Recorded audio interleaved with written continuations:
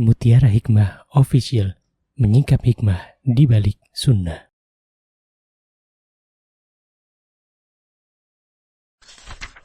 Salurkan donasi terbaik Anda untuk mendukung dakwah Mutiara Hikmah Official. Mari kita ikut serta dalam pembebasan tanah wakaf untuk pembangunan Masjid Mutiara Hikmah. Estimasi kebutuhan dana sebesar Rp1.125.000.000. Bagi Anda yang ingin menyalurkan donasi, bisa melalui rekening Bank BSI di nomor rekening 2200220245 atas nama Masjid Mutiara Hikmah.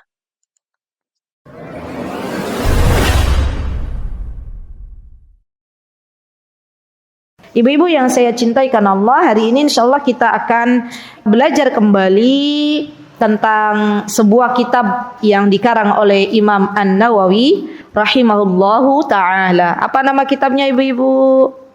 Alhamdulillah, tidak lupa ya. Iya. Khawatir nanti kalau lama tidak dibaca lupa nama kitabnya. Ya, Bu Siti ditanya, Bu Siti, kitabnya kitab apa? Kitab warna kuning. Ya. Oh, berarti selama ini belajar kitab kuning ya. Lupa namanya misalnya. Jadi kita alhamdulillah Allah ingatkan kitabnya namanya Al-Arba'in An-Nawawiyah. Siapa pengarangnya? Imam An-Nawawi rahimahullahu ta'ala. Ayo ibu-ibu kita baca bareng-bareng ya. Hadis 15. Tolong sebelum baca tengok-tengok dulu kanan kiri. Ada enggak teman kita yang belum kebagian? Diajak bersama-sama. Ayo kumpul-kumpul bareng. Ya. Sebagai bentuk kepedulian kita dengan kawan kita. Ya, kalau ibu-ibu di sampingnya sudah ada orang yang megang, kasih kesempatan buat yang belum memegang. Baik, yuk kita baca bareng-bareng hadis ke-15. An Abi Hurairah radhiyallahu anhu anna Rasulullah sallallahu alaihi wasallam qala man kana yu'minu billahi wal yawmil akhir falyaqul khairan aw liyasmut. Wa man kana yu'minu billahi wal yawmil akhir falyukrim jarahu. Wa man kana yu'minu billahi wal yawmil akhir falyukrim dhaifahu. Rawahul Bukhari wa Muslim. Masya Allah. Ibu-ibu yang saya cintai karena Allah, hadis ini mengajarkan 3 keutamaan sekaligus. Masya Allah. Kalau bisa kita praktekkan dalam kehidupan kita sehari-hari, maka tentunya ini merupakan kebaikan yang Allah berikan kepada kita. Secara global, hadis ini ya disampaikan oleh Nabi kita Muhammad SAW agar kita bisa menjaga lisan kita. Kalau tidak bisa berkata baik, maka pilihannya diam. Dan yang kedua, diantaranya perintah untuk memuliakan tetangga kita. Dan yang ketiga adalah memuliakan tamu kita. Itu secara global. Dan sebagaimana kita ketahui, hadis Abu Hurairah. Berarti sebelumnya sudah pernah belum dibahas Abu Hurairah? Sudah di hadis yang keberapa? Hadis ke-9. Tolong dibuka ibu-ibu sekarang. Dibuka catatannya. Siapa namanya Abu Hurairah? Abdurrahman bin Sakhar. Berasal dari manakah beliau? Dari Yaman. Dari kabilah manakah beliau? Dawus. Kemudian beliau masuk Islam pada tahun berapa? 7 Hijriah. Beliau bersama Rasulullah berapa tahun? 4 tahun. Beliau ketika di Madinah, beliau tinggal bersama siapa? Bersama orang-orang yang datang ke kota Madinah ingin menuntut ilmu tapi tidak ada hunian. Maka Abu Hurairah tinggalnya di mana? Di teras masjid. Dan biasanya orang-orang yang tinggal, para sahabat ridwanullahi alaihim yang tinggal di teras masjid itu disebut dengan ahlus suffah. Ya. Kemudian keutamaan Abu Hurairah apa aja ibu-ibu? Perawi hadis Nabi kita Muhammad SAW yang paling banyak. Ahsanti. Kemudian yang kedua, Masya Allah, beliau termasuk anak yang senantiasa sayang kepada ibunya. Ya, dan termasuk di antara sayangnya Abu Hurairah minta didoakan oleh Rasulullah SAW agar Allah Subhanahu wa taala mengaruniakan hidayah untuk ibunda beliau. Jadi gini loh Bu, kita itu ketika kita sayang kepada orang tua, itu bukan hanya materi yang kita beri kepada orang tua kita, bukan hanya uang yang kita beri kepada orang tua kita, tapi lebih dari itu kita turut mendoakannya. Kalau ibu-ibu ketemu dengan orang solih yang masih hidup, boleh ibu-ibu pesan doa. Ya, Ustadz, Ustazah, Syekh, Syekho, Pak Yai, Bu Nyai misalnya ya. Orang-orang saleh yang masih hidup. Tolong doakan ibu saya. Ibu saya saat ini belum mendapatkan hidayah sunnah. Ibu saya saat ini beda keyakinan dengan saya. Tolong doakan semoga Allah berikan petunjuk. Masya Allah, dan itu diperbolehkan. Kita tidak pernah tahu doa siapa yang diijabah oleh Allah Subhanahu wa taala. Dan sebagai bukti rasa cinta seorang anak untuk orang tuanya, kepada orang tuanya, maka turut menginginkan kebaikan untuk orang tuanya. Apa yang diinginkan anak tersebut? Ingin orang tuanya merasakan lezatnya hidayah, lezatnya iman. Karena hidayah, iman itu punya rasa, ibu-ibu. Masya Allah. Kalau orang sudah merasakan lezatnya iman, kalau orang sudah merasakan lezatnya hidayah, maka ia tidak akan menjualnya dengan apapun. Ya. Karena hidayah itu pemberian dari Allah, iman itu pemberian dari Allah. Maka ingin orang tuanya pun ya, mengecap rasa manis dari keimanan tersebut. Jadi bagi kita seorang anak yang pengen bakti kepada kedua orang tuanya, jangan lupa banyak-banyak mendoakan orang tua kita. Ya. Kemudian Abu Hurairah itu seperti apa keutamaannya? Masya Allah. Dan para ulama hampir semuanya begitu, membagi malamnya menjadi 3 bagian. Bukan hanya Abu Hurairah, tapi hampir semua para ulama. Baik itu Imam Syafi'i, Imam Malik, Abu Hanifah, dan Imam Ahmad. Mereka membagi malamnya ke 3 bagian, ibu-ibu. Yang pertama, malamnya dipakai untuk bermunajat kepada Allah. Yang kedua, malamnya dipakai untuk memurojaah ilmu. Dan yang ketiga, malamnya dipakai untuk istirahat. Kalau kita nih ibu-ibu malamnya dipakai untuk nopo nggih? Weanan, ya jujur itu baik ya. Kalau malam pakai untuk belajar. Apalagi dibangunkan oleh Allah di sepertiga malam. Itu otaknya masih fresh ya. Ibu-ibu yang pengen menghafal Al-Qur'an, pengen menghafal hadis, mencoba untuk menghafalkan Al-Qur'an, mencoba untuk menghafalkan hadis, maka pakai waktu pagi atau waktu sepertiga malam. Ya, dan itu insya Allah lebih cepat daripada kita menghafal di siang hari. Ya. Baik, kemudian satu lagi, apa keutamaan Abu Hurairah? Masya Allah, ahsanti. Abu Hurairah mencukupkan diri dengan yang halal dan beliau berusaha tidak meminta. Jadi beliau waktu itu tuh dalam keadaan lapar tuh, ya lapar. Beliau meminta kepada Allah, ya Allah saya lapar ya. Datang Umar asal lewat aja gitu ya. Kemudian beliau tetap minta pada Allah, ya Allah saya minta, ya Allah saya minta. Ya, saya minta ya Allah saya minta kepadamu. Maka akhirnya Allah gerakkan hatinya Rasulullah SAW untuk menawarkan Abu Hurairah makan. Coba lihat ibu-ibu. Di dunia itu tidak ada yang mustahil bagi Allah. Ya, sampai kalau kata para ulama, ya Allah itu kalau sudah berkehendak maka mudah bagi Allah. Maka jangan lupa banyak-banyak minta sama Allah. Para ulama sendal jepitnya putus, yang pertama kali mereka lakukan adalah minta kepada Allah. Dan Allah yang menggerakkan hati seorang hamba untuk peduli kepada kita. Ya, kalau kita langsung minta kepada manusia, bisa jadi kita akan kecewa. Ya, maka minta dulu kepada Allah. Ya. Pernah ibu-ibu ya, dalam kehidupan kita mungkin pernah ya kita pengen apa gitu ya, kita belum bilang ke suami, kita belum nunul-nunul di media sosial apa di pasar online ya. Kita minta sama Allah, ya Allah saya lagi butuh kerudung ya Allah. Pernah nggak ibu-ibu gitu? Ya Allah saya lagi butuh kaos kaki ya Allah. Ya Allah saya lagi butuh buku ya Allah ya. Tiba-tiba Allah gerakkan hati saudara kita datang yang bawain oleh kita kerudung. Pernah nggak ibu-ibu begitu? Pernah. Siapa yang memudahkan itu semuanya? Allah. Maka jangan pernah tidak meminta kepada Allah. Mintalah kepada Allah. Bahkan Allah itu senang kalau kita minta. Dan Allah akan menguji hambanya ketika kita lupa dengan Allah. Ketika kita tidak meminta kepada Allah, maka mintalah kepada Allah. Ya, dan para ulama mereka biasa minta kepada Allah ya dari hal-hal yang kecil. Contoh misalnya garam habis tuh di dapur. Coba ibu-ibu kita nih, ya karena kita nih imannya ya, terutama saya masih jauh dari para ulama ya. Kita garam habis di dapur, apa yang kita lakukan? Ke warung kan? Iya nggak ibu-ibu? Ambil uang ke warung. Ingat nggak kita minta dulu sama Allah? Lupa ya.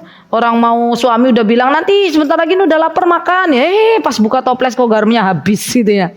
Minta sama Allah, ya Allah saya minta garam. Gitu ya. Dan ini menunjukkan, masya Allah, ketawakalan orang-orang yang diberikan kemudahan Allah, apa-apa minta sama Allah tuh bukti keimanannya ada dalam dada, dalam hati. Masya Allah.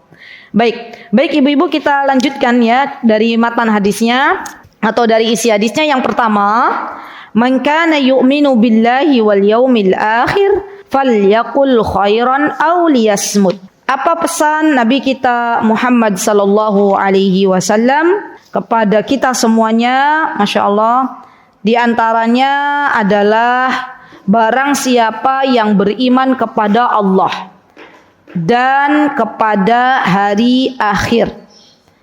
Dan ini adalah metode yang dipakai oleh Nabi kita Muhammad sallallahu alaihi wasallam, menggabungkan antara beriman kepada Allah dan beriman kepada hari akhir. Di Rasulullah SAW itu punya metode sendiri. Ada kalanya hadis yang kemarin kita pelajari di teras Al-Quran, di Raudhatus Salihah, Mbak Mia masih ingat hadisnya? Walladzi nafsi biyadih, ya kan? Demi yang jiwaku berada di tangannya Allah. Nah, itu juga banyak hadis yang begitu. Dan hadis yang matannya berbunyi man kana yu'minu billahi wal yaumil akhir itu juga banyak. Ya, jadi ini metode, salah satu metode yang disampaikan oleh Nabi kita Muhammad SAW, menggabungkan antara beriman kepada Allah dan beriman kepada hari akhir. Ayo ibu-ibu, kenapa kok Rasulullah SAW itu menggabungkan antara beriman kepada Allah dan beriman kepada hari akhir? Kenapa ibu-ibu? Tujuan kita hidup adalah berjumpa dengan hari akhir. Abadi itu di sana di mana? Di akhirat. Masya Allah. Baik ibu, jazakillah khair atas jawabannya, barakallahu fiki, masya Allah. Baik, saya tambahkan ibu, jadi kenapa Rasulullah SAW itu memakai metode man kana yu'minu billahi wal yaumil akhir? Karena seseorang kalau imannya bagus, ya, imannya sempurna, maka di samping mereka beriman kepada Allah, mereka juga biasanya menjauhi maksiat. Lah, orang yang menjauhi maksiat itu berarti dia beriman dengan hari akhir. Kenapa? Misalnya dia tidak mau berdua-duaan dengan laki-laki yang bukan mahram, nggak mau pacaran. Ya, beriman kepada Allah, kemudian nggak mau pacaran, itu sebagai bukti iman dia kepada Allah. Kenapa? Karena kalau pacaran dengan laki-laki yang bukan mahram, besok bagaimana kalau ditanya Allah di akhirat? Ya, besok ada sebuah pertanggungjawaban, dan itu bagian dari beriman dengan hari akhir. Orang kalau beriman kepada Allah, maka ia akan jaga amanahnya, termasuk mendidik anak-anak. Kenapa? Karena dia yakin besok dia yang akan ditanya oleh Allah Subhanahu wa taala, bagaimana mendidik anak-anakmu. Nggih mboten? Nggih. Orang yang beriman dengan hari akhir, maka ia akan berpegang teguh dengan agama ini, agama yang sesuai dengan Al-Quran dan Sunnah. Kenapa? Karena ia tahu besok di akhirat ada telaganya Nabi kita Muhammad SAW, atau biasa kita sebut haud. Haud itu adalah telaganya Nabi kita Muhammad SAW yang Allah beri kepada beliau. Dan siapapun yang bisa minum dari telaganya Rasulullah SAW adalah orang-orang termasuk dari umat Nabi kita Muhammad SAW yang berpegang teguh dengan Al-Quran dan Sunnah. Karena ia yakin besok saya pengen minum dari telaganya Rasul, maka di dunia harus istiqomah, ya, dalam memegang teguh ajaran Nabi kita Muhammad sallallahu alaihi wasallam. Dan orang yang berpegang teguh dengan ajaran Nabi kita Muhammad sallallahu alaihi wasallam itu ibu-ibu butuh perjuangan. Kadang ada yang nyinyirin, ya, kanan kiri depan belakang, ya. Orang yang istiqomah itu berat atau ringan Bu Siti? Berat. Yang ringan apa ibu-ibu? Istirahat. Betul. Iya, betul. Istiqomah itu berat.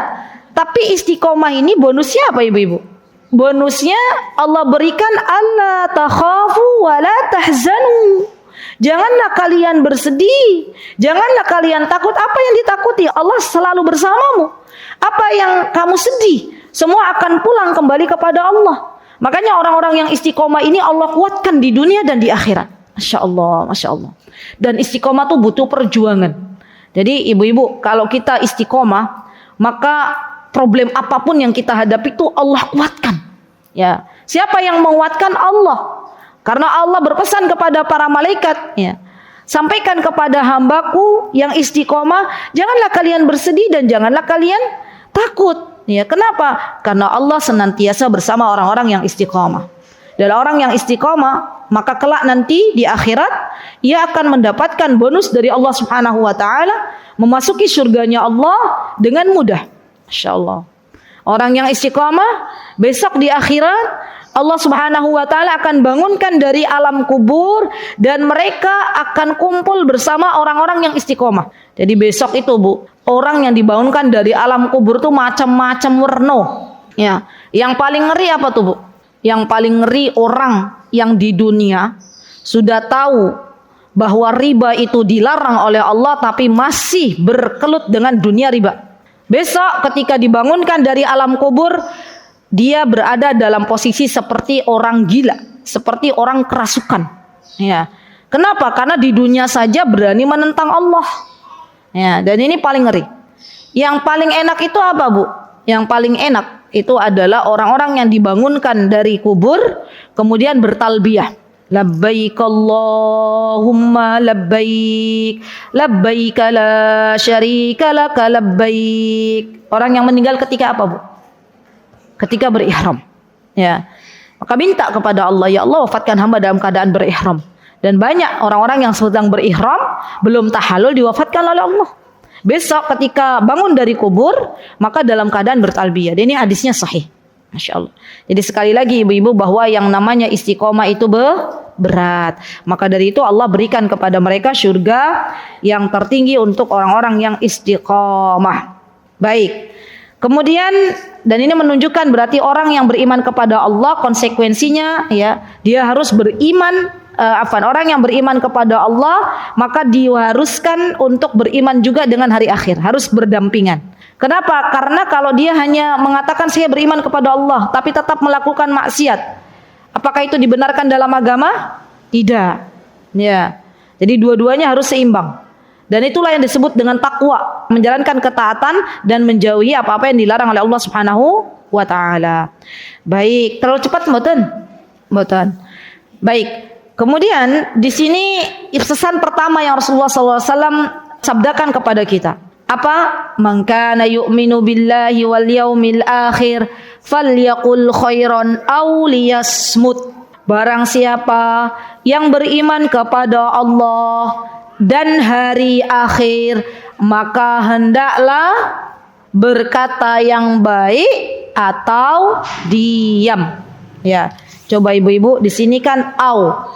Au itu kalau dalam bahasa Arab atau, bukan wa. Wa itu dan. Di sini pilihannya dua. Fal yaqul khairan au liyasmut.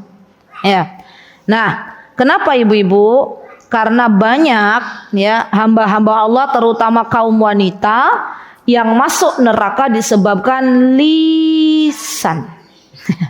Gitu ya Bu Siti ya. Lisan. Ya. Dan orang yang berkata baik itu bagian dari akhlak yang mulia. Jadi kalau kita pengen akhlak kita mulia, maka diantaranya kalau mau kita berkata atau mengucapkan sesuatu dipikir. Yaitu bagian dari akhlak yang mulia. Dan akhlak yang mulia ini ibu-ibu diantaranya kelak bisa memberatkan timbangan kebaikan kita di akhirat. Apa kata Nabi kita Muhammad SAW? Ma min syai'in fil mizani athqalu min husnil khuluq. Tidak ada sesuatu yang paling berat timbangannya di akhirat nanti kecuali dari akhlak yang mulia. Ya. Contoh misalnya, orang kalau mau bicara itu dipikir dulu, kira-kira bicara saya bermanfaat atau tidak. Ya. Dan perkataan manusia itu terbagi menjadi 3. Yang pertama perkataan baik, yang kedua perkataan buruk, dan yang ketiga perkataan mubah. Perkataan baik itu berpahala di sisi Allah Subhanahu wa taala. Ucapan dari lisan kita yang itu merupakan berpahala, contohnya nopo ibu-ibu? Ya, ucapan yang kita keluarkan dari lisan kita dan itu bernilai pahala di sisi Allah. Misalnya apa? Zikir, baik. Yang kedua apa Ustazan? Baca Al-Quran. Yang ketiga apa ibu-ibu? Memberi nasihat. Ahsanti, Masya Allah. Yang keempat nopo? Mengucapkan salam. Masya Allah. Yang kelima nopo? Membaca doa-doa harian. Itu kan ucapan yang baik, bernilai pahala. Ibu-ibu kalau kita mau naik kendaraan baca doa. Kita masuk masjid baca doa. Keluar dari masjid baca doa. Dan itu ucapan-ucapan yang bernilai pahala di sisi Allah. Atau ini juga nih penting nih. Ucapan seseorang yang melerai dua orang yang sedang berkelahi. Ini ucapan baik. Mengislah. Islah itu artinya mempersatukan kembali dua orang, ya misalnya muslimah atau muslim yang sedang tidak baikan. Ya kita pandai-pandai untuk merayu. Kenapa tuh kalian tuh yo nggak pernah akur, orang sama-sama muslimah, apa yang dicari, gitu loh. Dan itu masya Allah besar loh pahalanya di sisi Allah. Jangan pernah kita meremehkan sebuah amal salih ibu-ibu. Ya masya Allah, kita melerai saudara kita yang sedang tidak akur, ya maka itu bernilai pahala di sisi Allah Subhanahu Wa Taala. Ya. Kemudian berdakwah, beramar ma'ruf nahi mungkar, itu juga perkataan baik. Bahkan beramar ma'ruf nahi mungkar ini adalah kewajiban yang Allah Subhanahu wa taala telah wajibkan bukan hanya kepada para ustadz, bukan hanya kepada para ustazah, tapi kepada semuanya. Coba ibu-ibu lihat dalam surah Al-Imran apa kata Allah Subhanahu wa taala? A'udzubillahi minasyaitonirrajim. Kuntum khaira ummatin ukhrijat lin-nasi ta'muruna bil ma'rufi wa tanhauna 'anil munkari wa tu'minuna billah. Lihat. Apa kata Allah? Kalian itu umat-umat terbaik. Di mata Allah itu kita nih umat terbaik. Disebabkan apa ibu-ibu, kita kenapa jadi umat terbaik? Karena kalian telah beramar ma'ruf nahi mungkar. Masya Allah. Bahkan Allah Subhanahu wa taala menjadikan orang-orang yang beramar ma'ruf nahi mungkar itu adalah orang-orang yang beruntung. Ada nih dalam surah Al-Imran, ibu-ibu. Saya suka dengan ayat ini. Surah Al-Imran ayat 104. Coba ibu-ibu buka. Ayat 104 dari surah Al-Imran. Masya Allah. Sudah? Saya bacakan ya. A'udzu billahi minasyaitonir rajim. Wal takum minkum ummatun yad'una ilal khairi wa ya'muruna bil ma'rufi wa yanhauna 'anil munkar wa ulaika humul muflihun. Lihat ibu-ibu. Katanya orang-orang, jadilah kalian umat yang yad'una ilal khair, mengajak orang untuk berbuat baik. Ibu-ibu ngajak temen yang ngaji, itu termasuk perkataan baik. Dan itu termasuk beramar ma'ruf. Jadi beramar ma'ruf tuh bukan hanya misalnya ibu-ibu melarang orang-orang untuk berbuat dosa, enggak. Ibu-ibu ngajak orang ngaji, itu sudah berbuat kebaikan, mengajak orang untuk berbuat baik. Ya. Belum lagi nanti wa ya'muruna bil ma'rufi wa yanhauna 'anil munkar. Ibu-ibu tidak mengajak temannya ya untuk berbuat kemungkaran, ya. Melarang temannya untuk berbuat kemungkaran. Maka ini juga termasuk kebaikan di sisi Allah Subhanahu wa taala. Dan Allah mengabarkan wa ulaika humul muflihun. Dan mereka orang-orang yang disibukkan hari-harinya beramar ma'ruf nahi mungkar, maka mereka termasuk orang-orang yang beruntung. Jadi orang beruntung itu menurut Allah bukan hanya yang kuliah dapat IP tinggi. Orang yang beruntung itu menurut Allah bukan hanya orang yang berbisnis dia dapat laba. Bukan. Tapi orang yang beruntung adalah orang yang Allah sibukkan hari-harinya untuk beramar ma'ruf nahi mungkar. Contoh begini Bu, ini gampangannya gini. Ibu-ibu lihat di samping ibu ada teman, atau mbak-mbak lihat di samping mbak-mbak ada teman yang minum dengan tangan kiri. Ya ini banyak sekarang. Makan dengan tangan kiri. Maka kadang begini kan dalam hati kita, ya Allah, saya tahu itu tuh dosa ya Allah gitu ya. Tapi gimana, itu teman deketku. Lek aku mau ngingetin Bu Yo nanti tersinggung. Nah, ada nggak bisikan kayak gitu? Ada? Itu setan yang membisikkan. Ya. Jadi gimana Ustaz harusnya? Ya kita kasih tahu. Dan orang yang memberitahu kepada teman tuh harus meluruskan niat. Ya Allah, sebagai tanda sayang saya kepada temanku, ya Allah, saya mau meluruskan niat. Saya mau menasihati dia. Mbak, nuhun sewu ya mbak. Ya nggak apa-apa, nuhun sewu pada kita yang nggak punya salah ya nggak apa-apa. Ya. Saya kok tadi lihat jenengan minum pakai tangan kiri. Kan kita sebagai umat Islam dianjurkan untuk minum dengan tangan kanan. Kalau niat kita udah lurus, maka Allah bukakan hati orang yang kita nasihati. Orangnya bilang, astagfirullah, tadi saya minum pakai tangan kiri ya. Ya Allah, gak sadar gitu loh. Ya, tapi kalau niat kita salah, kita memberikan nasihat tapi kita pengen dipuji orang, maka siap-siap menerima sesuatu yang tidak enak. Kenapa Bu? Salah niat. Ya. Jadi kita kalau mau memberikan nasihat itu luruskan niat kita dulu. Makan, minum. Seorang ibu ketika membiasakan anak-anaknya, nak minum pakai tangan kanan, nak makan pakai tangan kanan, itu masya Allah pahala loh di sisi Allah. Sampai akhirnya anaknya terbiasa hidup, ya masya Allah dengan menggunakan tangan kanannya untuk makan dan minum dan ibunya dapat pahala. Masya Allah. Jadi di samping kita tuh banyak sekali cara kita untuk beramar ma'ruf nahi mungkar. Apa yang menyebabkan kita nggak jadi beramar ma'ruf nahi mungkar, Bu? Godaan syaitan. Ya. Atau misalnya contohnya gini, saya tuh Bu dapat cerita, ini kisah nyata di sebuah tempat di Indonesia, ya. Dan ini terjadi, kisah nyata. Ada seorang suami, astagfirullah, ini benar kata Rasulullah, namanya Dayus, yang membiarkan istrinya, ya astagfirullah, semoga hal ini tidak terjadi pada keluarga-keluarga kaum muslimin pada umumnya ya. Jadi ini ceritanya suami istri Bu, ya nikah, udah punya anak, anaknya udah gede-gede ya. Dan itu suaminya membiarkan istrinya itu berselingkuh di rumahnya. Jadi ada laki-laki yang datang, ini kisah nyata, ada laki-laki yang datang, 2 orang laki-laki, satu menemani suaminya di depan, dia jualan, kemudian satu masuk ke tempat istrinya dan melakukan hal yang itu harusnya dilakukan oleh suami istri. Ya, suaminya tahu, paham, ya, ada di situ. Cuman beda tempat aja, satu di kamar, satu di depan. Bahkan anak-anaknya pun tahu. Ya Allah. Dan akhirnya waktu itu dirahasiakan, ya dirahasiakan dengan alasan nanti kalau sampai ketahuan orang berarti nama keluarganya tercemar gitu ya. Nah, itu kan Bu, setan sudah mulai lagi nih. Dan masya Allah ada orang yang masya Allah dia tahu bahwa itu maksiat, ya paham kalau keluarga fulan dan fulana itu menyembunyikan laki-laki untuk berduaan dengan istrinya. Akhirnya masya Allah ada orang yang tahu dan membuka. Ya membuka tuh bukan karena pengen membongkar aib, bukan. Maksudnya biar mereka tuh sadar gitu loh. Dan akhirnya beliau bilang ya ke istrinya itu WA, ya bilang, apa sih yang kau cari dari dunia ini? Kita semua akan kembali kepada Allah.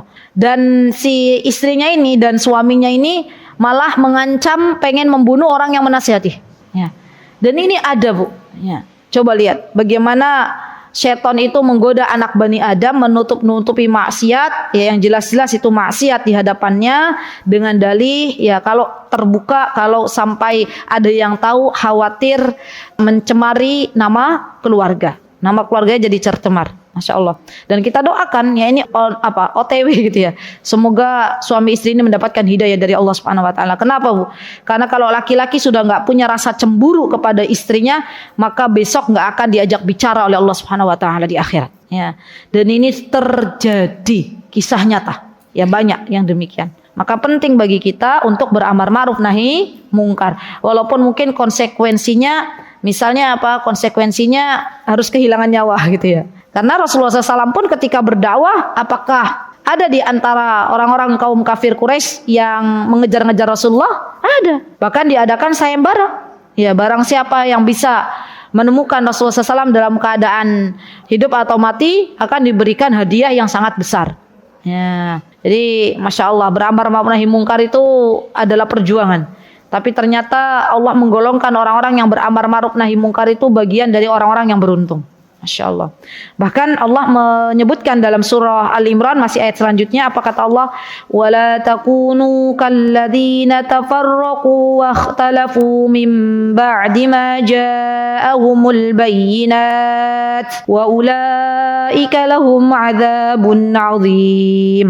Jangan kalian menjadi orang-orang yang berbeda-beda pendapat ya ketika datang kepada kalian bayinat. Bayinat itu maksudnya adalah penjelasan dari Allah Subhanahu wa taala. Sudah jelas bahwa riba itu haram. Sudah jelas selingkuh dengan laki-laki yang bukan suaminya itu haram. Tapi kita membiarkan mereka untuk melakukan berbagai macam maksiat. Baik, kemudian yang kedua adalah perkataan yang buruk. Ya, perkataan yang buruk itu apa?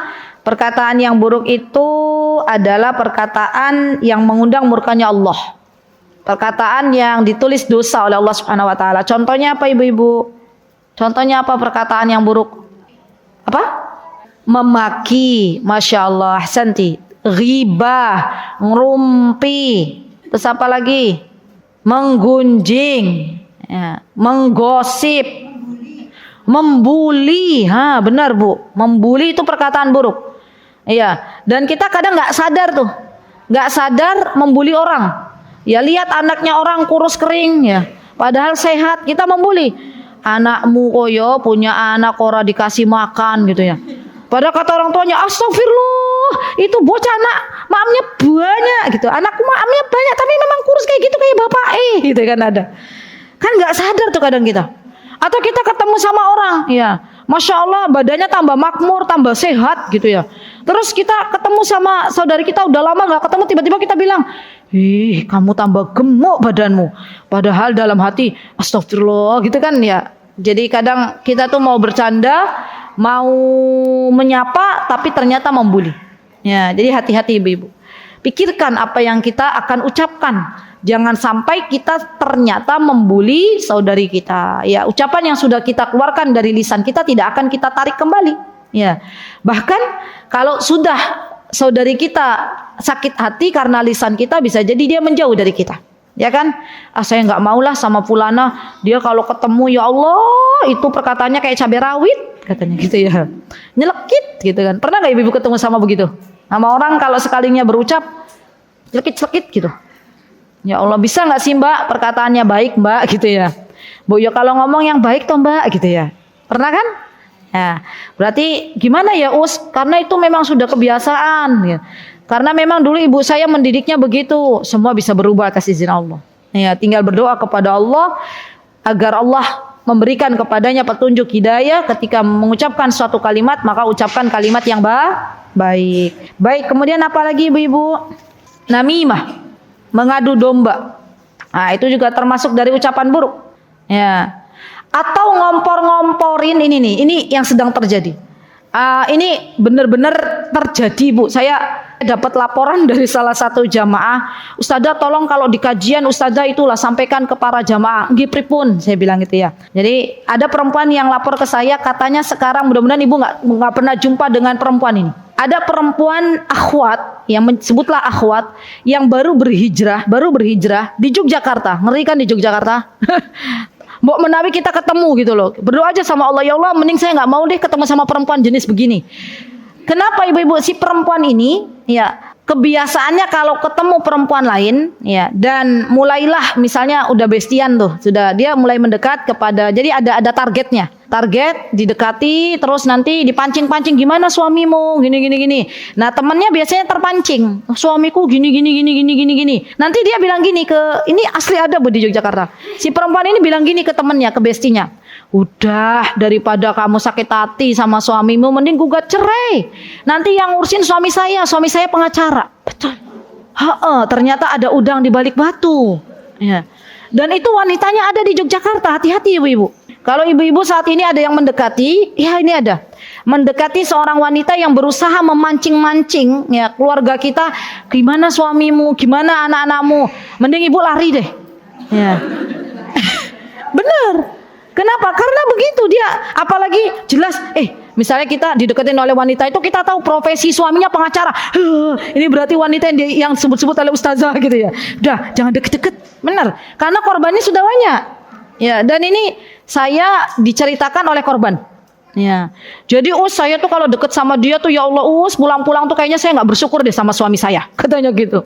Alhamdulillah suami saya menguatkan. Kata suaminya bilang ini, sudah besok nggak tak izinkan kamu bergaul sama fulanah itu. Suaminya nggak mengizinkan. Ya Allah alhamdulillah Allah yang menyelamatkan saya katanya. Kalau nggak saya mau mau gugat cerai suami, katanya. Astagfirullah. Ya, berlindung kepada Allah ibu-ibu dari fitnah wanita.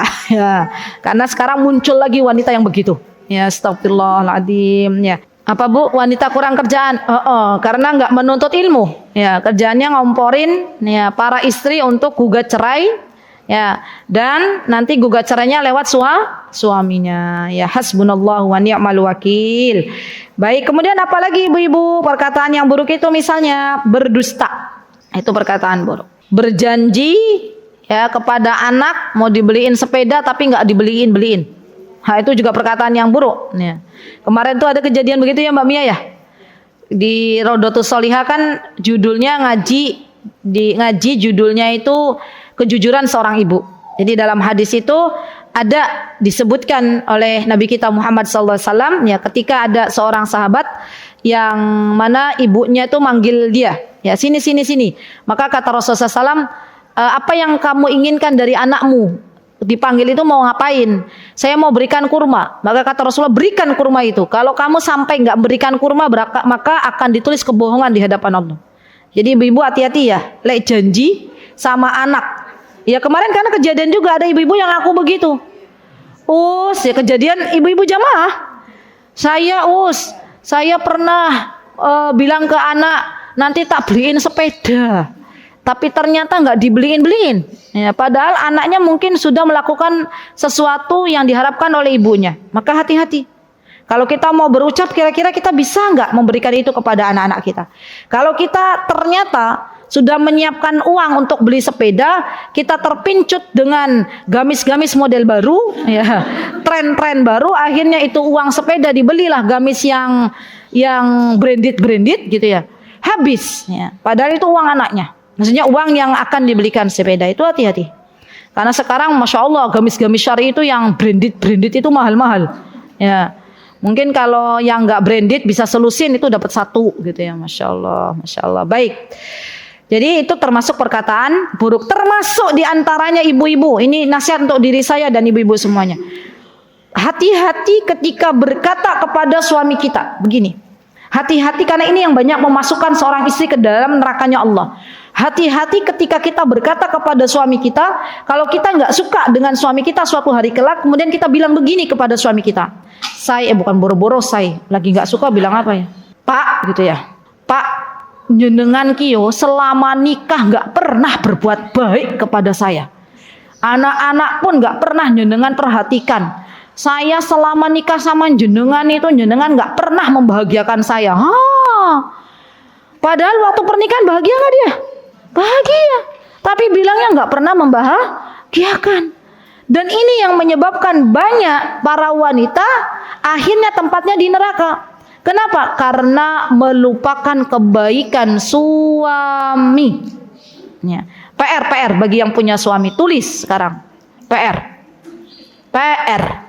Kalau nanti ketemu suaminya, ya sepulang kajian atau nanti malam sepulang kerja suaminya, tolong cepet-cepet katakan, ya, beb, ya, terima kasih atas kebaikannya selama ini kepada saya dan anak-anak. Ya, jazakumullahu khaira. Doakan istrimu ya, semoga bisa istiqomah terus menjadi istri yang salihah. Nanti suaminya bilang, ya Allah ini ibu dari mana tumben-tumbenan habis ngaji. Iya. Ibu-ibu jangan sampai kita berterima kasih kepada suami kita di hari lebaran aja. Ya. Karena habis dibelikan baju dapat THR dari suami, ya kita bilang terima kasih. Coba PR begitu. Dan mohon dimaafkan kalau ada sesuatu yang mungkin tidak disadari oleh saya, lisan saya berucap sesuatu yang Bapak nggak menginginkannya. Masya Allah. Sudah mengucapkan begitu tidur Bu, terus dicabut nyawanya oleh Allah. Suaminya ridho masuk surga. Masya Allah, gampang toh Bu. Ya, tapi kadang setannya bilang gini, ngapain kamu minta maaf? Yang salah siapa? Gitu ya. Ngapain juga kamu berterima kasih? Yang nyari duit siapa? Tuh setan sudah mulai. Kalau ada bisikan-bisikan gitu, ibu-ibu langsung bilang, a'udzubillahi minasyaitonirrajim. Ya. Ya, karena memang setan tugasnya begitu terus. Ya, ada orang pengen berterima kasih suaminya berat. Ya. Merasa bahwa dia pun bisa melakukan banyak hal tanpa suaminya. Ya Allah, ya semoga Allah mengampuni dosa-dosa kita ya Bu ya. Baik, kemudian yang ketiga adalah perkataan-perkataan mubah. Ya, perkataan mubah itu apa Bu? Perkataan yang boleh kita ucapkan. Ya, misalnya apa? Misalnya perkataan mubah ya kita ngobrol, ya kita ngobrol dengan kawan kita, ya itu perkataan yang mubah. Kita bercengkrama dengan suami kita, itu juga perkataan yang mubah. Masya Allah. Bertanya, tanya kabar, ya itu perkataan mubah. Kajiannya di mana, asalnya dari mana. Ada orang baru ke kajian kita tanya, ini Masya Allah Mbak. Ya, saya baru lihat Mbak. Iya Bu, saya baru datang ke sini perdana. Alhamdulillah, selamat datang di kajian HS Hidayatus Sunnah. Iya bukan Bu Yuni. HS itu Hidayatus Sunnah. Alhamdulillah datang ke Hidayatus Sunnah. Selamat datang Bu, Mbak, gitu. Disapa. Masya Allah. Dan itu perkataan mubah. Baik. Kemudian yang kedua ibu-ibu, apa yang Rasulullah SAW sabdakan? Nah ini penting juga nih. Apa? Kata Rasulullah SAW, "Man kana yu'minu billahi wal yaumil akhir falyukrim jarahu." Apa tuh? Barang siapa yang beriman kepada Allah dan hari akhir, maka muliakan tetangganya. Ya, tetangga itu walaupun bukan saudara kandung, bukan karib kerabat, tapi mereka berhak untuk kita berbuat baik kepada mereka. Dan kewajiban bagi kita untuk berbuat baik kepada tetangga kita. Masya Allah. Dan memuliakan tetangga itu ada disebutkan dalam firman Allah, dibuka ibu-ibu surah An-Nisa. Jadi bukan hanya sabda Nabi kita Muhammad SAW, tapi ada dalam surah An-Nisa. Surah An-Nisa ayat 36. Silakan dibuka. Surah An-Nisa ayat 36. Baik, saya bacakan ayatnya. A'udzu billahi minasyaitonir rajim. Wa'budullaha wa la tusyriku bihi syai'a wa bil walidaini ihsanan wa bidzil qurba wal yatama wal masakin wal jari dzil qurba wal jaril junubi was sahibi bil jambi wabnis sabil والجار الجنب والصاحب بالجنب وابن السبيل وما ملكت أيمانكم إن الله لا يحب من كان مختالا فخورا. Coba kita lihat bersama-sama. Apa kata Allah? Wa'budullaha. Ya, beribadalah kepada Allah, sembahlah Allah. Wala tusyriku bihi syai'a, dan janganlah kalian menyekutukan Allah. Wa bil walidaini ihsana, berbuat baiklah kepada kedua orang tua kalian.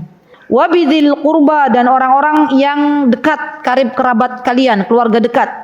Wal yatama wal masakin. Al yatama adalah orang-orang yang tidak memiliki orang tua. Anak kecil sudah ditinggal oleh orang tuanya, itu yatim.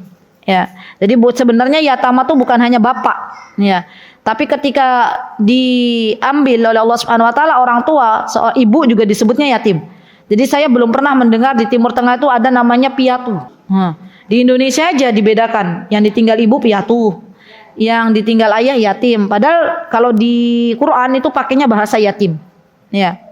Wal masakin, masakin orang-orang miskin, jamak dari kata miskin. Ini nih nanti.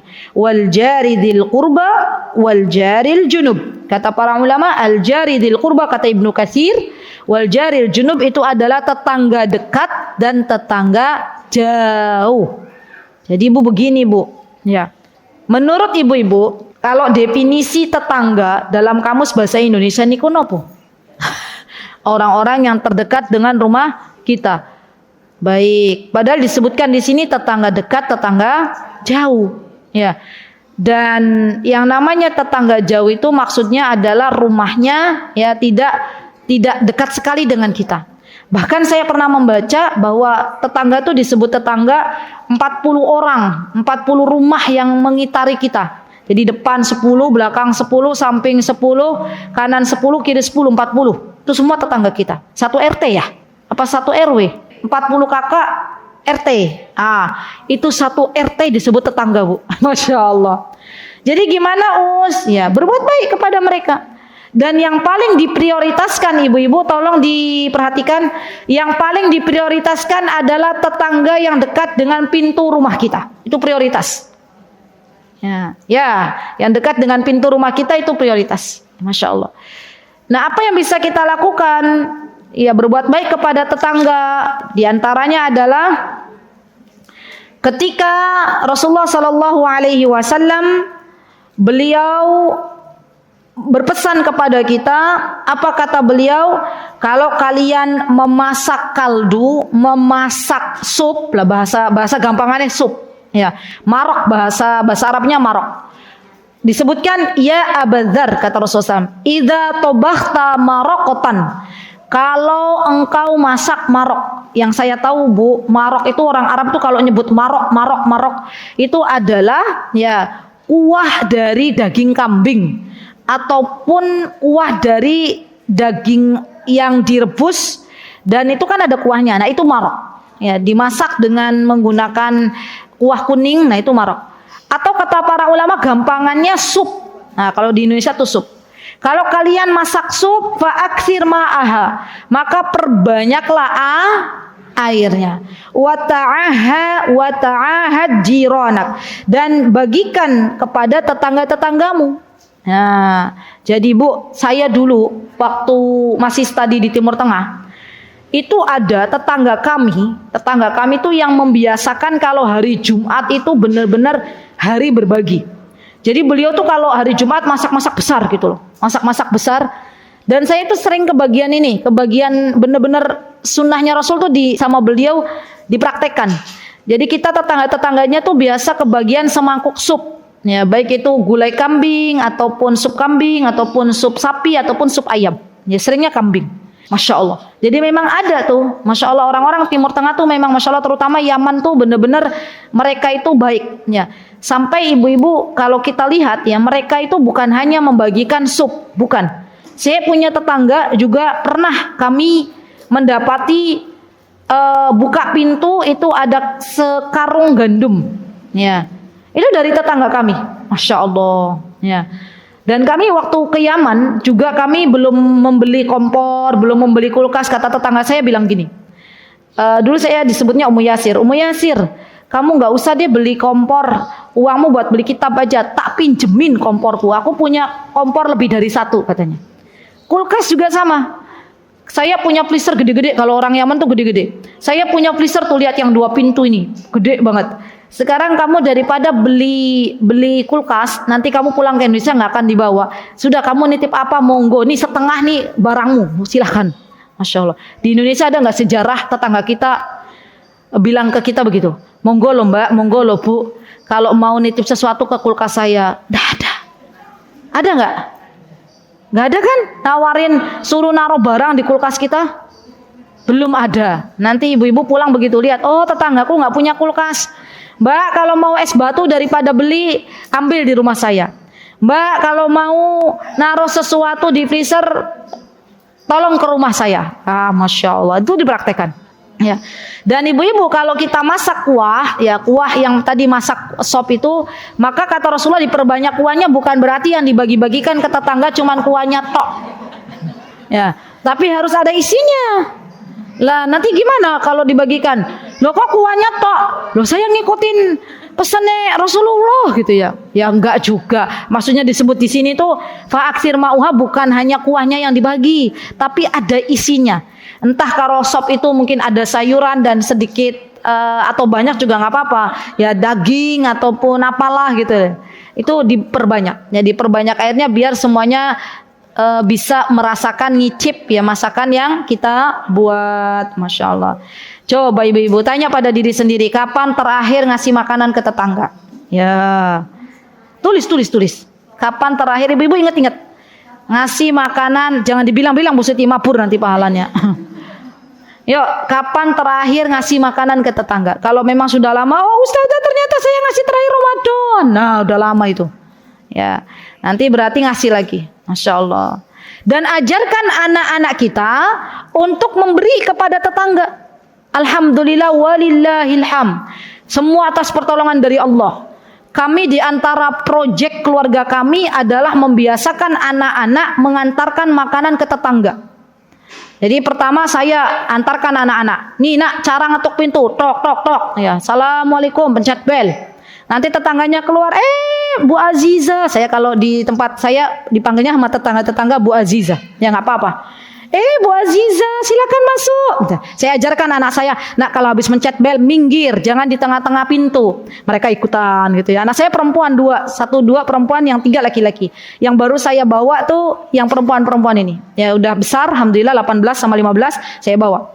Terus nanti yang bawa makanan mereka. Terus masuk Bu Aziza, biasanya tetangga saya. Terus saya masuk, saya nggak langsung duduk. Ya. Kok nggak duduk lah? Belum dipersilahkan, duduk gitu ya. Baru saya duduk gitu ya. Terus saya tanya kabar, gimana kabarnya Bu? Nah, ngobrol-ngobrol. Anak saya dengerin kayak mana Umi kalau bertamu gitu, belajarin. Terus coba kasih. Niki nggih Bu, monggo pakai kadang bahasa Jawa, kadang bahasa Indonesia, ya sudah. Terus saya pamit, nggih, saya pulang dulu, semoga Ibu suka nggih, dan pulang. Terus nanti di rumah bilang gini anak-anak, itu tadi artinya apa Tommy? Bahasa Jawa Bi. Saya terangin. Terus begitu. Nanti kalau sudah kita latih berapa kali ke tetangga, nanti kita lepas. Ya, kita bilang gini, nah Umi mau masak, tolong bagi tugas. Kamu yang nganter ke tetangga. Umi nanti bilangnya gimana? Anak-anak bilang gitu. Ya kan kemarin udah diajarin sama Umi. Ya bismillah. Nanti biasanya kalau saya bilang ke anak yang kedua, dia bilang, Kak antar Kak, ke yang pertama. Kalau saya bilang ke anak pertama, Fat antar Fat, gitu ya, bilang ke anak kedua. Ya bareng-bareng tuh berdua, utuk ke tetangga. Ya. Alhamdulillah biiznillahi ta'ala ibu-ibu. Alhamdulillah sekarang anak-anak kalau disuruh ke tetangga sudah nggak kayak dulu lagi. Sudah berangkat, ya Masya Allah. Dan itu bagian dari mengajarkan kebaikan kepada anak-anak. Ibu-ibu tahu, kalau kita sudah mengajarkan itu terus kita dipanggil sama Allah, diwafatkan oleh Allah, kita berada di kubur, Masya Allah. Dan anak kita masih melanjutkan kebiasaan baik kita memberikan makan kepada tetangga. Walaupun kita sudah nggak bisa lagi memberikan makan kepada tetangga, tapi saldo pahala kita naik. Allah transfer pahala jariyah ketika kita waktu di dunia membiasakan anak-anak kita untuk berbagi dengan tetangga. Insya Allah. Jadi harus dibawa tuh anak-anak Bu. Kenapa? Karena mereka itu apa ya istilahnya usia kedua kita gitu loh. Kita udah meninggal, anak kita melanjutkan kebaikan kita, maka itu akan dihitung pahala oleh Allah Subhanahu wa taala. Bukan hanya kepada anak kita, untuk anak kita, tapi untuk kita. Kalau ada tetangga yang sakit, aja anak-anak kita. Nak, mau ikut nengok nggak? Umi mau ke tetangga belakang lagi sakit. Ajak. Iya Mi mau ikut. Ya, terus nanti kita ajarkan nanti kalau nengok nak, ya bukan hanya doa tapi bawalah sesuatu gitu. Kita ajarkan itu. Ya. Apalagi kalau silaturahim dengan karib kerabat, pas tetangga, pas karib kerabat. Kan ada kan yang rumahnya begitu? Ya, jadi belakang rumah budenya, depan rumah siapanya? Pakliknya, ya samping rumah kakaknya, sampingnya lagi ibunya, itu kan berarti ada tuh model-model begitu. Tinggal semuanya tetangganya tuh keluarga dekat. Ya, kalau begitu berarti lebih aula, lebih utama untuk kita berbuat baik kepada mereka. Kalau kita sedekah kita dapat pahala 2 Bu. Pahala menyambung tali silaturahim dan pahala kita memberi sesuatu kepada mereka. Masya Allah. Pastikan anak-anak kita mengetahui saudara-saudaranya. Jangan pernah kita mengajarkan sesuatu yang tidak baik. Bahkan kita mengajarkan memutus tali silaturahim gara-gara kita tidak baikan dengan kakak kita. Ya, karena itu ada kisah seorang wanita, seorang anak muda yang diancam oleh orang tuanya, kalau kamu sampai ke rumah budemu, jangan injakan kaki di rumah ibu, gitu ya. Itu ada. Ya. Dan ini waliyadubillah menjadi dosa jariyah, ya Masya Allah. Baik, kemudian yang kedua, ya setelah kita memberikan apa yang bisa kita berikan dari makanan, yang kedua adalah tidak mengganggu tetangga kita. Contohnya apa Bu mengganggu tetangga itu? Nyetel musik keras-keras, ya kan? Itu kan ganggu tetangga toh. Ya. Motor didor tuh apa di ini ya Bu ya, digas gitu ya. Lagi manasin. Tapi tapi dia kenceng banget. Nah, itu termasuk mengganggu tetangga. Ya, jadi tidak mengganggu. Ya. Rasulullah SAW pernah bersabda, wallahi la yu'min, wallahi la yu'min, wallahi la yu'min. Qila man ya Rasulullah? Qala alladhi la ya'manu jarahu bawa'iqahu. Ya, Rasulullah tiba-tiba berkata begini, wallahi demi Allah tidak beriman. Demi Allah tidak beriman. Demi Allah belum disebut beriman. Maka para sahabat penasaran, ya Rasulullah yang dimaksud tidak beriman itu sopo, sinten gitu. Maka kata Rasulullah SAW, orang-orang yang tetangganya tidak merasa aman dengan gangguannya. Jadi kita itu nggak boleh ganggu tetangga, baik dengan suara yang keras ataupun ini nih yang banyak sekarang di Yogyakarta itu sampah yang dibakar. Sudah hidupnya di pemukiman padat, ya. Buang sampah nggak boleh di tempat sampah umum.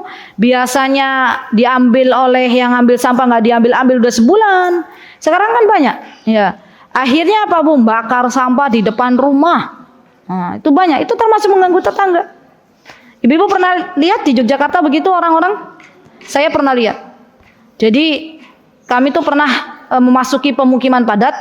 Ternyata di situ ada orang beli drum, tahu beli drum Bu? Drum yang gede itu buat bakar sampah. Karena nggak ada lahan, mungkin kalau orang zaman dulu kan di kebun, ya. Ini karena nggak ada lahan, beli drum bakar sampah di situ, ya asapnya kemana-mana. Ya. Dan ini bagian dari mengganggu tetangga. Kecuali kalau memang ibu-ibu misalnya mungkin kalau orang kampung kan kebunnya luas-luas, nah itu mungkin bisa jadi solusi. Tapi sebenarnya sekarang sampah itu ada solusi sendiri. Baik. Kemudian ibu-ibu sedikit lagi ya. Nah, terakhir adalah man kana yu'minu billahi wal yaumil akhir falyukrim dhaifahu. Masyaallah.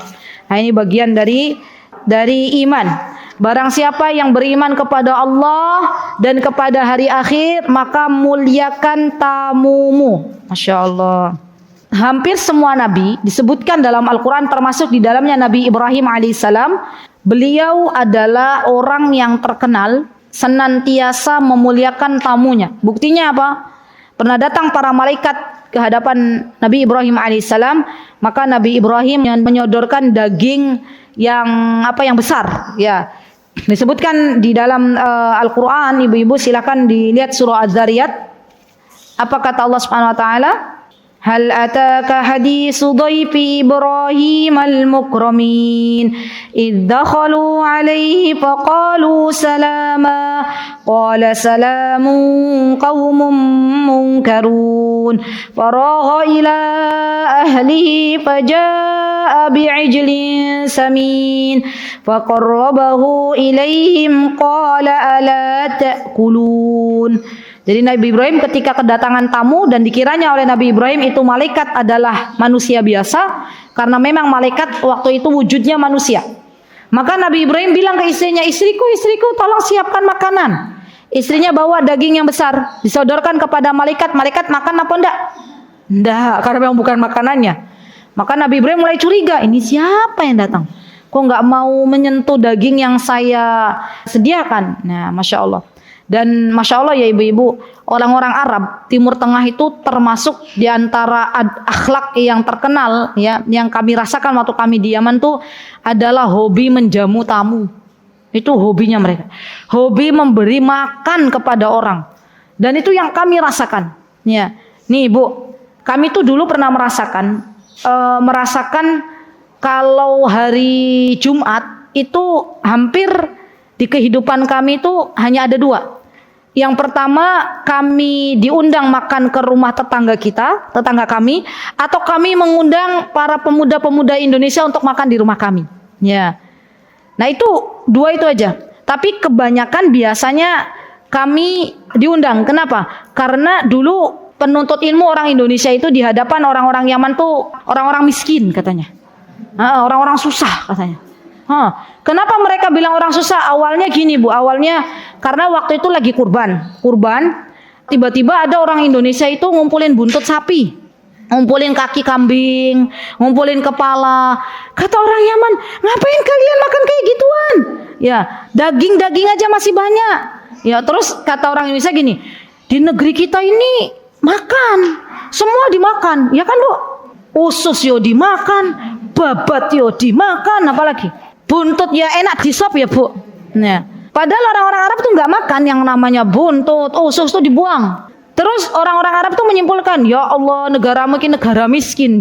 Nah dari kejadian peristiwa itu akhirnya orang Arab tuh berlomba-lomba ngundang orang Indonesia, termasuk yang berkeluarga. Jadi kami tuh pernah ibu-ibu kedatangan suami saya diundang makan oleh tetangga kami, terus bilang gini, nanti ini ya Abu Yasir nanti makan ya di tempat kami besok lusa Jumat. Oh ya Allah ngapunten maaf saya udah diundang jauh hari soleh Cipulana untuk Jumat besok. Dia sedih banget. Nah terus kapan bisa makan di tempat saya katanya gitu. Iya Masya Allah itu terjadi. Lah orang kita Bu lek mau jamu tamu ngasih makan orang mikir-mikir.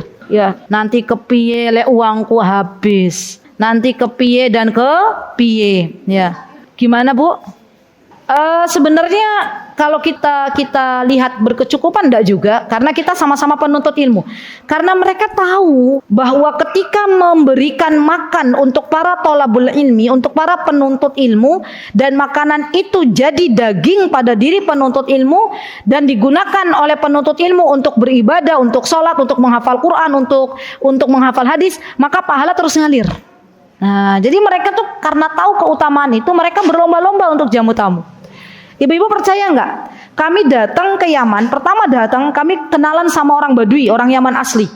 Itu kami lagi duduk, tiba-tiba Badui itu tanya gini, oh kamu dari Indonesia, Masya Allah, ahlan, selamat datang saudariku, gitu ya. Terus suaminya bilang, ya ke istrinya kan kalau di sana ada ruang tamu perempuan, ruang tamu laki-laki. Suaminya ketok-ketok, istriku tolong sembelih anak kambing yang ada di belakang. Ya, itu anak kambing Bu, kalau bahasa kita tabatibul bayi 3 bulan gitu ya. Itu disembelih, ya disembelih untuk jamu kita yang bukan saudara, baru kenal. Masya Allah kami tuh merasakan itu.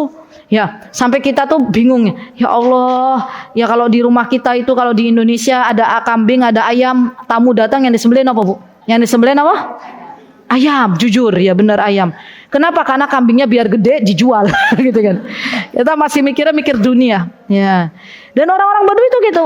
Jadi melihara kambing sengaja untuk jamu tamu. Masya Allah. Dan Masya Allah bukan hanya di Yaman. Saya beberapa kali di Madinah juga dijamu. Masya Allah oleh para ahli Madinah, Masya Allah. Dan mereka itu Masya Allah, Allahumma barik. Ya kalau jamu tamunya nggak tanggung-tanggung, pulangnya kita dibawain sesuatu. Ya Masya Allah, benar. Masya Allah, jadi Masya Allah benar-benar jamu tamu itu menjadi sebuah hobi bagi mereka. Ya, makanya kami berusaha banget, saya sama suami berusaha.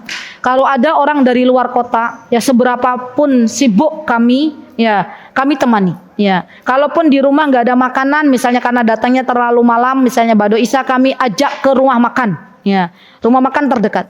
Dan kita tuh senang jalaninya, alhamdulillah. Kenapa? Karena kita pernah dididik oleh Allah Subhanahu wa taala hidup di sebuah tempat di mana orang-orang yang ada di sekitar kami itu pandai menjamu tamu. Ya. Jadi ibu-ibu jangan jadi alasan kita nggak ada makanan di rumah, kemudian datang orang dari luar kota kita nggak kasih makan. Ya. Kasih makan. Kalau datangnya siang ya kita kasih jamuan. Kalau biasanya kami kalau orang dari luar kota. Dan kadang kan yang datang ke tempat kami itu dari luar kota lumayan banyak. Ya. Jadi nggak apa-apa, diajak, ditraktir, jalan keluar, makan di luar, dan insya Allah tidak mengurangi harta kita. Insya Allah justru Allah akan tambah dari arah yang tak terduga. PR lagi Bu, udah ada berapa PR-nya? PR-nya boleh ibu-ibu lakukan, batasnya sampai hari Jumat besok. PR-nya apa Us? Kalau ibu-ibu ada rezeki lebih, maka undang makan orang, ya, atau bagikan makanan. Baik ke tetangga ataupun kepada orang lain. Ya, monggo ibu-ibu mudahnya mana? Kalau saya mau ngundang makan aja ke rumah, boleh. Saya mau beliin makan aja, saya bagi ke tetangga, boleh. Ya. Dan memberi makan kepada orang itu termasuk dari amalan yang bisa mempercepat masuknya seseorang ke dalam surga. Karena Rasulullah mensifati di antara calon-calon penghuni surga itu mereka yang diringankan oleh Allah Subhanahu wa taala ketika di dunia untuk mengucapkan salam. Tadi loh Bu Yuni, mengucapkan salam itu bagian dari amalan calon penghuni surga. Ya. Dan orang-orang yang dimasukkan oleh Allah calon-calon penghuni surga ini diringankan oleh Allah untuk buat makanan. Untuk sering-sering ngasih makan kepada fakir miskin. Baik itu fakir miskin ataupun karib kerabat, ya ponakan, apalagi paman, bibi, ibu mertua, bapak mertua, itu semuanya adalah karib kerabat. Begitu nggih Bu nggih. PR-nya ada berapa? Ada 2. Insyaallah. PR yang pertama apa? Baik. Oh iya, ini ada nih Bu. Hukum memuliakan tamu. Tamu ada 2 macam. Tamu musafir, yaitu yang dari luar daerah, ya, dan hukum memuliakan menjamu seperti ini adalah wajib di hari pertama. Jadi kalau ada tamu dari luar kota, kita ngasih makan di hari pertama tuh wajib. Hari kedua, ketiga sunnah. Kalau mau ngasih alhamdulillah. Kalau enggak berdosa. Tapi hari pertama harus kasih makan. Jangan tamu dari luar kota kita biarin Bu. Ya. Tamu dari luar kota tuh jauh-jauh mengunjungi kita. Artinya mereka punya etikat baik. Ya. Yang kedua adalah tamu mukim. Tamu dari satu kota. Ya. Maka hukum memuliakannya adalah sunnah, tidak wajib. Masya Allah ya. Oh kalau kayak gitu saya nanti sering berkunjung aja keluar kota. Misal, ya daripada seperti itu nanti kita bilang aja ya ke saudara atau teman-teman kita, monggo kalau ke Jogja Pinara gitu, masya Allah. Saya sering juga kalau ketemu sama jamaah gitu ya dari luar kota tuh saya bilang, nanti kalau ke Jogja silakan mampir ke gubuk kami. Nanti kalau ke Jogja silakan mampir, yang penting memberitahu dulu, gitu ya. Khawatir nanti kami tidak ada di rumah. Baik, insya Allah itu yang bisa saya sampaikan ya ibu-ibu. Semoga PR-nya dimudahkan oleh Allah untuk mengerjakan, dan semoga apa yang kita dapatkan pada hari ini menjadi ilmu yang bermanfaat. Yang sedikit dan diamalkan itu jauh lebih baik daripada tidak diamalkan sama sekali. Jikalau ada kebenaran datangnya dari Allah Subhanahu wa taala, jikalau ada kesalahan datangnya dari saya pribadi, saya memohon maaf yang sebesar-besarnya. Aqulu qauli hadza wastaghfirullah li wa lakum wa akhiru da'wana alhamdulillahi rabbil alamin. Wassalamualaikum warahmatullahi wabarakatuh. Mutiara Hikmah Official, menyingkap hikmah di balik sunnah.